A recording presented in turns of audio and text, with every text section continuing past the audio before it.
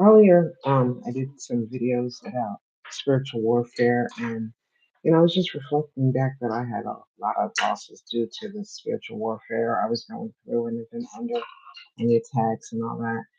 And there were a lot of casualties for me, people that I lost that now I'm no longer in contact with, family members who, you know, you know, various acts of betrayal that was performed against me and things like that.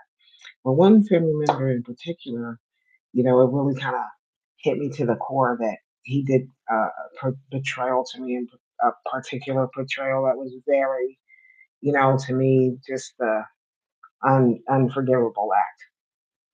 But when I thought about it, and I was, thinking, well, maybe at some point we could, reconcile somewhere down the line, not right now.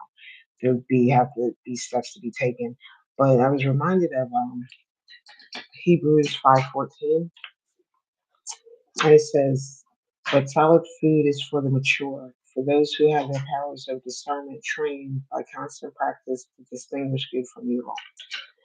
So I'm sitting on my discernment pretty well at this point, and if I have to be honest, I this wasn't during the warfare that I lost this family member. I mean, he had been betraying me over and over and over. It had been, years, I'd say, like just acts of disrespect and just acts of, betrayal and just no give and take and just, where I kept giving him chance after chance, kept turning the other cheek because, he's family. So, the way I was raised, that's how you do, you give them every opportunity. It's your family. You don't turn your back on blood and, yada, yada.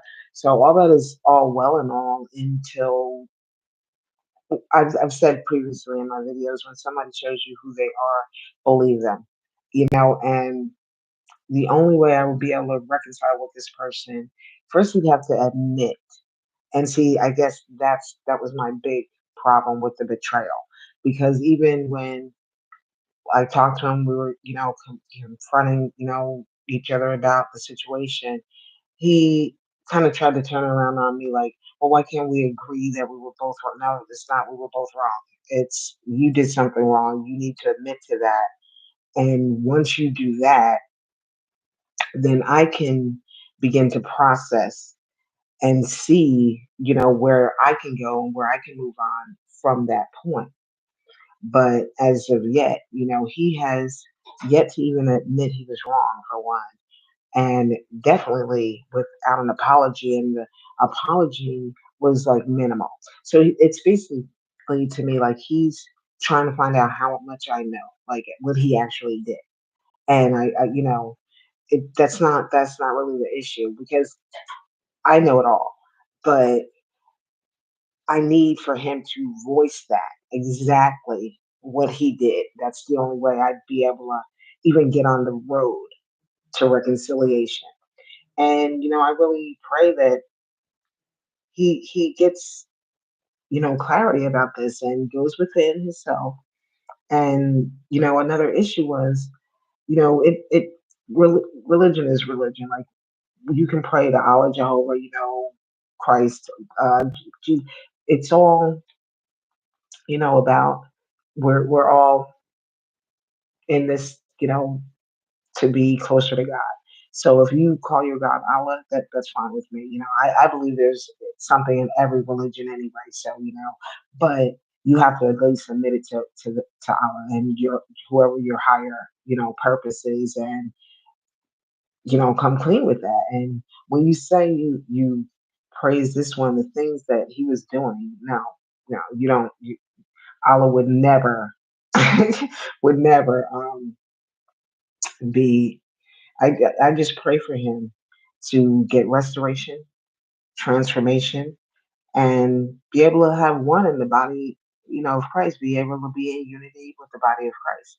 And at this point, all I can do is I can forgive in my heart, like as far as I won't hold any hate in my heart. He is a family member, so I mean, that's what it is. We're just a blood relation, and that's how I have to be.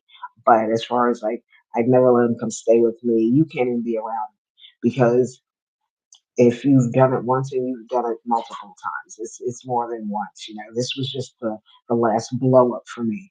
But you'd have to, and to me, that's just something that's on a personal level. You know what you feel in your heart. You know if you want to live right, or if you're going to just continue. Because there's been times they stayed at my house, and basically he's one of those, you only come around when you need something, and then you try to stay. You leech off of people. You stay. You lay around. You complain, and then as soon as you're up on your feet a little bit, then you're gone, and you're going about your business, and then a few months later, we're back to the same situation, the same issues. And all I'm hoping for is that in time down the line, but until I get that full acknowledgement of what, I don't care if it's 10, 15, 20 years later, I don't care. Until I get that full acknowledgement of what part he'd actually played in it, and an apology, and I mean sincere.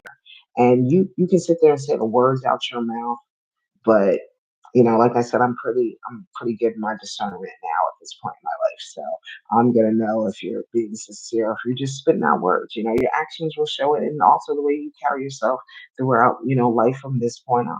So I just want to pray for him and hope he does what he needs to do, and that's just for him to get his own life back on track. I'm gonna be good because I'm moving on, and like I said, I hold no hate in my heart, and I'm clear. I my heart is clear, my heart is open, and if he ever wants to, come to me and just tell me the truth, and like I said, that would be the first step in us working to see where I could go with this, but I need that apology first to even open my mind to, as far as we can reconcile or anything like that. And that's where, I think anybody, like I said, I was, counting my losses as far as the spiritual warfare, but this had nothing to do with that. That he should have really been cut off and let go years and years before now. Like he's just trying to blame this on that. But that's where you have to stop putting, other people in it. Well, if they hadn't told me this, I wouldn't have did now, now. That it's you're a grown man now. You need to make your decisions and decide what you want to do and what you want out of life.